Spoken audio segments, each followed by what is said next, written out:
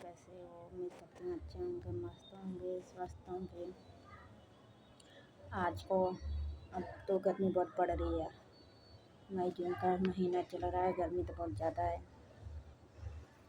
आप सबको तो पता ही होगा। बाकी आज मैं इस टॉपिक पे बात करने वाली हूँ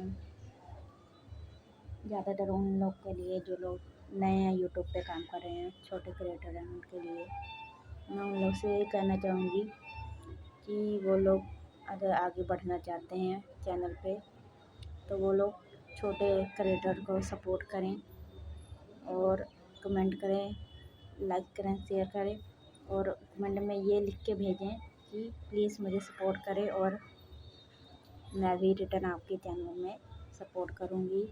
कमेंट में ये लिख के भेजिए ताकि सामने वाला इंसान आपको रिटर्न जवाब दे हाँ या ना में,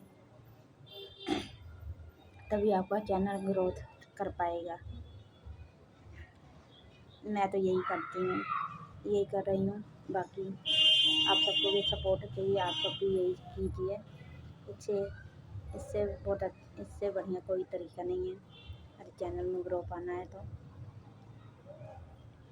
इसलिए छोटे यूट्यूब से रिक्वेस्ट है, प्लीज़ आप लोग सबको सपोर्ट करें और बदले में आप सबको भी सपोर्ट मिले। बस यही कहना चाहते थे आज के वीडियो में। बाकी मिलेंगे कल के व्लॉग में। आज का व्लॉग यहीं ख़त्म करती हूँ। गुड इवनिंग, बाय, मिलेंगे कल।